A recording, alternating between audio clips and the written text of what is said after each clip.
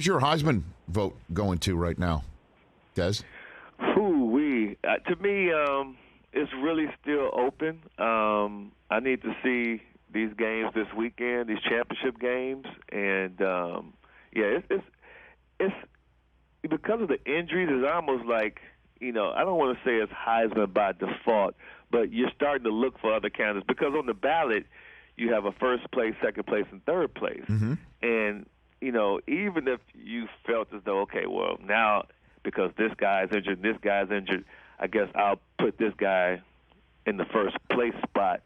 But you still got second and third place you got to fill too, which almost becomes by default. So it's a very interesting, probably one of the more uneventful Heisman races this season, because our show, we have yet to talk about the Heisman race, which is crazy. We're about to do our last show on Saturday, and we have yet to talk about it. So that lets you know just like, I guess, how uneventful it has been. Now, if Corum didn't get injured in the Illinois game, and if Hendon Hooker didn't get injured in the South Carolina game, then we're talking about a completely different race up to this point. But, I mean, those are guys who are front runners on several ballots going into those games.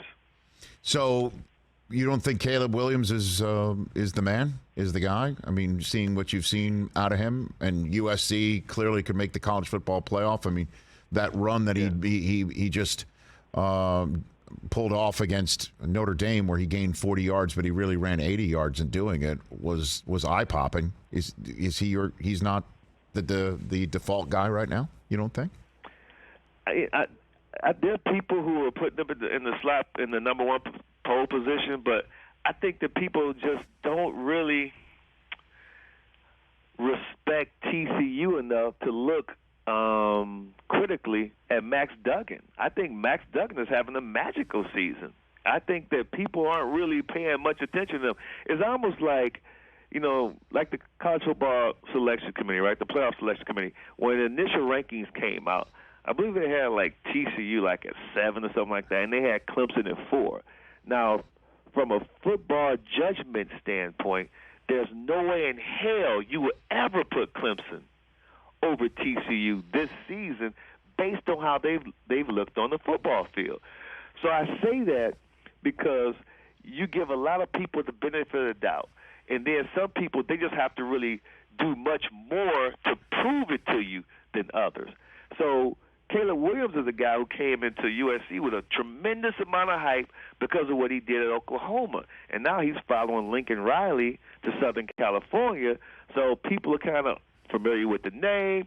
They're familiar with the style. Lincoln Riley has already had a couple of Heisman winners. So you don't really have to do as much to impress people. Duggan, he's starting from a different spot in people's minds. So he has to do more.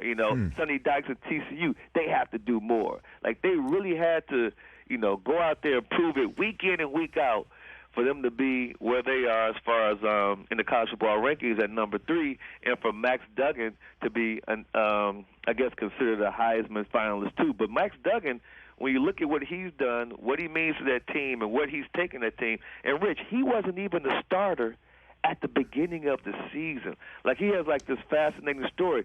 But when he didn't win the starting job, he was like, listen, I'm gonna be the best teammate and the best backup I can be. I'm not gonna sit here and bitch and moan and complain and talk about I want to go to the transfer portal.